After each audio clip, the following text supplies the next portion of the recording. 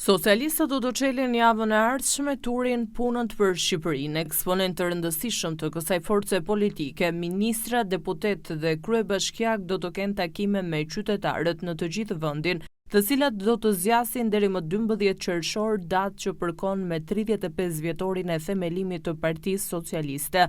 Udhëzimet e kryeministrit Edi Rama për fillimin e këtij turi dhe intensifikimin e punës me strukturat u dhanë gjatë mbledhjes së zgjeruar me qeverinë dhe grupin parlamentar në Pallatin e Brigadave.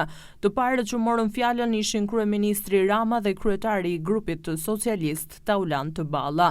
Më pas, në takimin me dyer të mbyllur, raportoi drejtoresha e Agjencisë Shtetërore të Kadastrës Lorena Goxhobelli dhe bashkëkryetari i reformës territoriale Arbian Mazni. Harta e re administrative territoriale duhet finalizuar brenda muajit korrik, megjithatë, vetëm këtë javë pati një dakordësi mes socialistëve dhe demokratëve për kalendarin e dëgjesave që do të kryhen në terren dhe në kuvend, dhe pritet që puna të fillojë më 3 prill me një dëgjes me ministrin e shtetit për pushtetin vendor Ervin Demo. Në mbledhje ra në sy fakti që 2 eksponentë rëndësishëm të Partisë Socialiste, Elisa Spiropali dhe Erion Braçë, ishin vendosur jashtë tryezës kryesore të punimeve.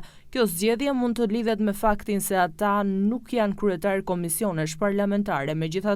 Megjithatë, distancimi i tyre vjen pas kritikave publike të Braçës dhe replikave në distancë të Spiropalit me Taulant Ballën. Replika që e patën piknisjen tek mungesa e ish-ministres Spiropali në seancën ku votohej kërkesa e SPAK për heqjen e lirisë të ish numrit 2 të qeverisë, Belinda Balluku.